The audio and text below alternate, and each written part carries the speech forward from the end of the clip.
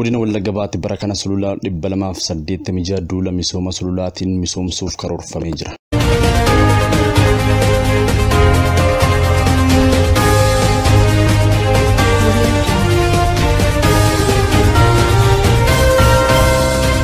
Godina Wallagga Baatti bara kana sulula 286 bu'uureffachuun hojiiwwan misooma qabeenya uumamaa fi eegumsa naannoo guyyoota 60 hojii tololtootaan kan hojjetamu aanaa Waayyuu Tuqaa ganda guutee baadiyyaatti eegalameera. Aanaa Waayyuu Tuqaatti hojii misooma sululaa fi qabeenya uumamaa bu'aawwan hedduu argamsiisan himan bulchaan aanichaa obbo Fiqaaduu Gammadaa bara kanas sulula kiiloomeetira 915 duulaan akka misoomu dubbataniiru.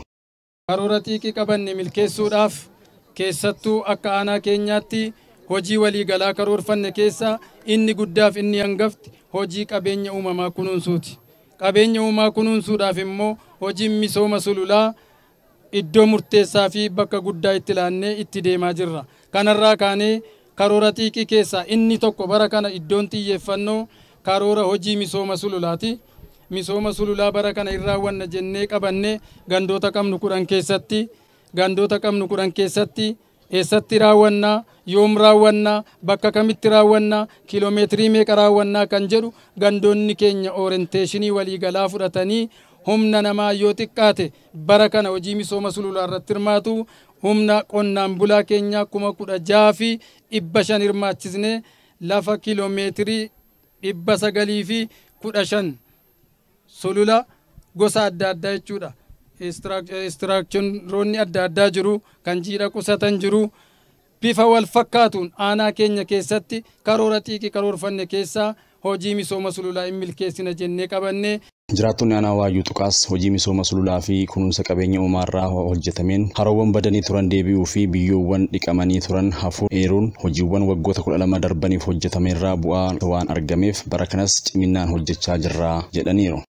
Hojii kanaa fi bu'aasa argine kana dura qonnaan bulaa ta'es barattoonni keenya hojii misoomaa sululaa kana irratti bu'aasa argineerra. Horii keenyas fayyadee iddoo lolaadhaan dhiqamee badetti margi irratti nuu margee jechuudha. Qabeenyi uumamaa mukoonni irratti guddatanii baay'ee hojiin kun baay'ee nu fayyadeera waan ta'eef qonnaan bulaan ajaja tokko malee yeroo inni itti ba'ee hojii kanatti gammadee hojjetaa jirudha jechuudha. Kanaaf kan nu kakaase hojiin kun heddii bara 2014 hojjetamaa kan ture qilleensi nuu ba'ee gaariitu nuuf dhufee bokkaatu nuuf dhufee bishaantu nuu maddee kanaaf hojii kanaaf fedhima keenyaan kakaanee heddii kana ta'ee biqilaan nuu margee bishaanni gu'e nuu intineedhee ameessi nuu elmamtee margi nuu biqilee kanaaf kaka'umsumaanii barattoonni keenya leetuu nafin dubartoonni keenya tuu nafin qonnaan bulaa tuu nafin fedhima keenyaan takkuma ka'aannaan muuxannoo godhanneerra waan ta'eef kanaaf iddoo kanatti argamnee hojjetaa jirra. Bara baay'ee hojjenneerra bara 2004 qabnu hojjechaa turre bara sanaa qabee qabeenya uumamaa kana yommuu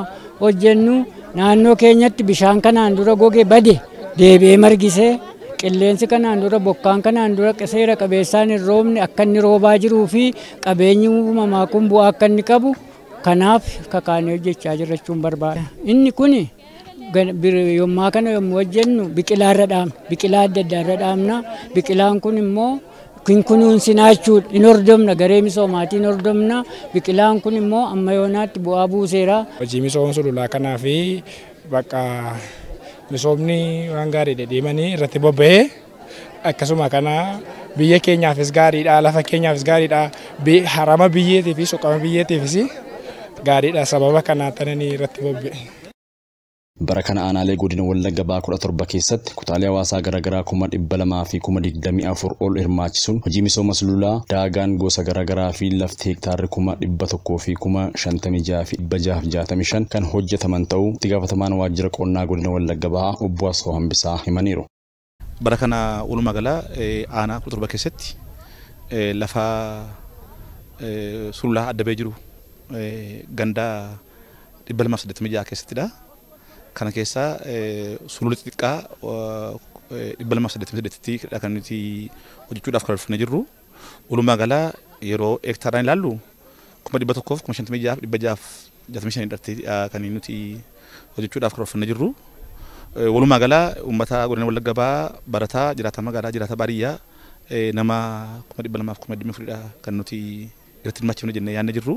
Bara 2004 kaasee hanga bara 2015tti walumaa galaa lafa hektaaraa 9,948 yeroo amma kana jechuudha waggaa waggaadhaan hojii hojjetameen misoomee lafti kaleessa duwwaa ture jechuudha lafti midhaan hin baafne yeroo amma kana jechuudha biqilaan garaagaraa dhaabbatee misoomee jira.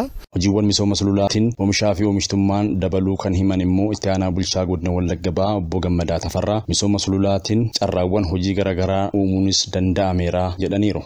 Hojii amma ammaatti hojjetamaa dhufeenis bu'aan olaanaan kan argamee jiruu fi keessaayyuu qabatamaadhaan qonnaan bulaan keenya qe'ee isaatti lafa isaa irratti dadhabee bahee hojjetee lafa isaa kunuunsee kaleessa oomishtummaan isaa hir'achaa kan ture lafoonni baay'een dhiqamanii kan turan amma bakka itti deebi'anii oomishtummaan isaanii dabalaa kan jiruuf lafti kaleessa dhiqamee qunca'ee ture lalisee ijaan argaa waan jiruuf qonnaan bulaan keenya itti gammadee maas isaa irratti hojjechaa jira. Gama kanaan carraa hojiillee as keessatti uumuudhaan dargaggoonni dubartoonni naannoo misoome kana keessatti ijaaramanii oomisha dammaa irratti horii furdisuu irratti bal'inaan hojjetanii bu'a qabeessa ta'aa kan dhufanii fi hojiin kun hojii muuxannoo gaarii ta'e babal'achaa jiru ta'uunsaa hin beekamachaadha. Kanaaf kanarraa kaanee bara kanas akka godina Wallaggaa Bahaatti aanaalee 17 qabnu keessatti sululoota 286 ol hojjechuudhaaf karoorfannee haga ammaatti qophiin sadarkaa garaagaraatti godhamaa ture.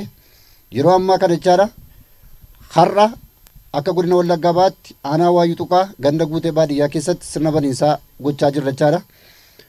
Aanaa kanatti sirna baniinsaa taasifamu malee bakka hundaatti hojii misooma sululaa kun karaa wal fakkaatuun har'a jalqabaa kan jiru ta'uusaa ibsaa. Godina Wallagga Bahaatti hojii misooma sululaa bara 2014 irraa eegalee hanga ammaatti hojjetameen lafti kiiloomeetira 900 fi 48 misoomeera jedhameera.